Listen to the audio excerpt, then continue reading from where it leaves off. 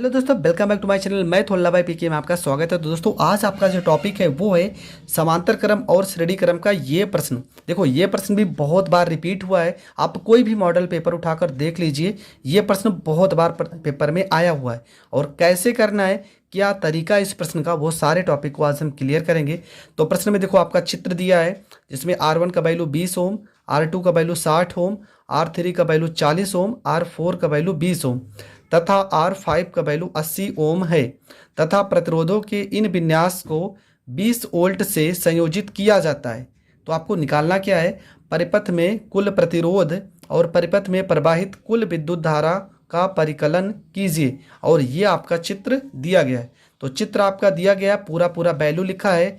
हमें दो प्रश्न सॉल्व करने हैं। तो कैसे सॉल्व करेंगे, चलो शुरू करते हैं। तो हमने यहाँ पर चित्र बना लिया है। तो आपको करना क्या है, देखो R1 का वैल्यू दिया 20 ओम, मतलब यहाँ पर 20 ओम है। R2 का वैल्यू दिया 60 ओम, R3 यहाँ पर है 40 ओम, R4 ये आपका है, तो ये दिया है आपका 20 ओम, R5 आपका दिया 80 ओम। यहाँ पर 20 वोल्ट का बैटरी वोल्टेज लगाया गया है, यहाँ पे धारा है और ये आपका अमीटर है।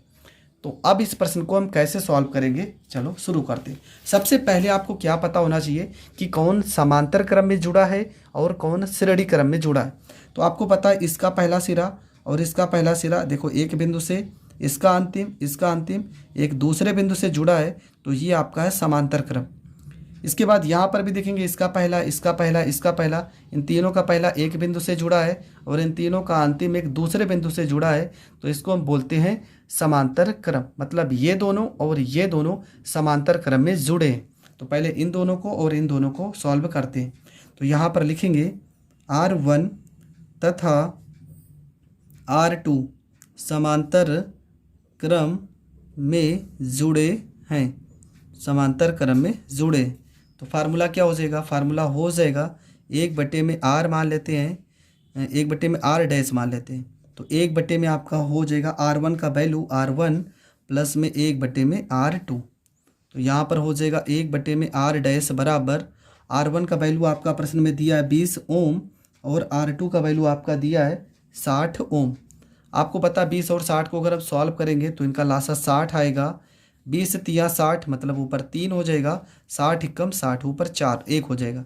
4/60 काट देंगे तो ये आ जाएगा 1/15 ओम। मतलब अगर R डैश का वैल्यू देखा जाए तो इसे हम पलट देंगे, ये आपका आ जाएगा 15 ओम आ जाएगा।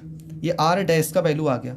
अभी नीचे को हम जोड़ते हैं तो क्या लिखेंगे, यहाँ पहले लिख देंगे कि R3 R4 तथा R5 समांतर क्रम में जुड़े हैं, समांतर क्रम में जुड़े हैं, समांतर क्रम में जुड़े।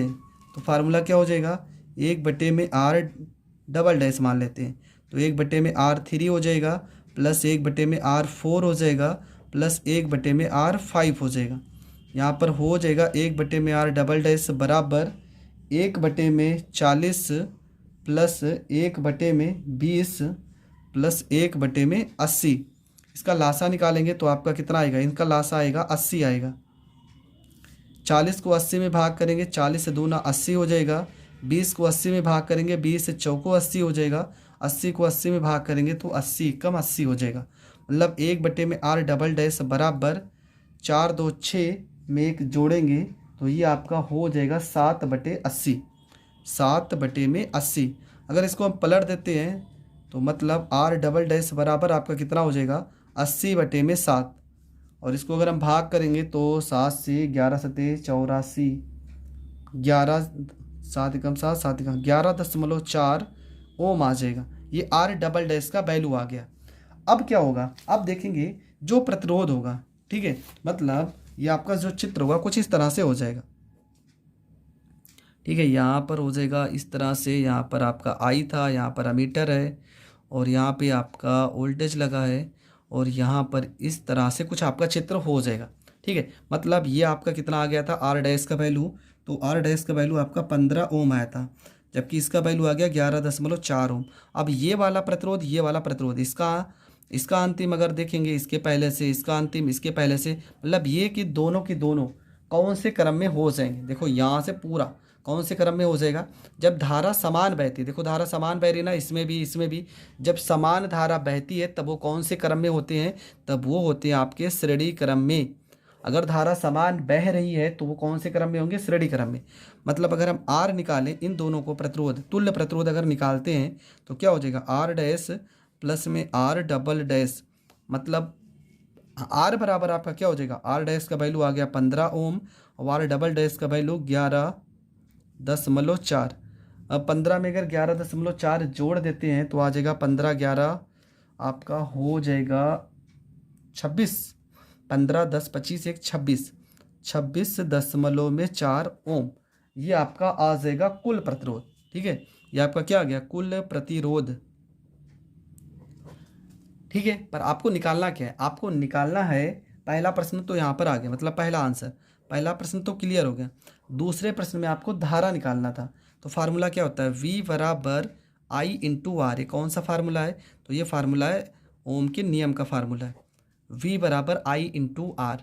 V का वैल्यू कितना है? तो V का वैल्यू दिया है 20, I आपको निकालना है, जबकि R का वैल्यू कितना है? 26.4।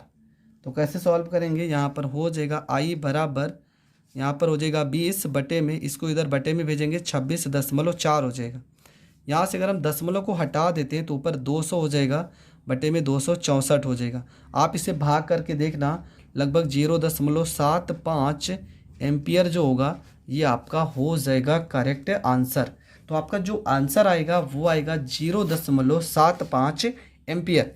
देखो इस तरह का सवाल आपके दिमाग को ज़रूर उलट देगा, पर आपको करना कि आपको सिर्फ इतना पहचानना है कि समांतर क्रम कहाँ पर होगा, श्रेणी क्रम कहाँ पर होगा। जहाँ पर धारा समान बह रही है वो आपका श्रेणी क्रम होगा, जहाँ पर विभव समान होगा वो आपका समांतर क्रम होगा।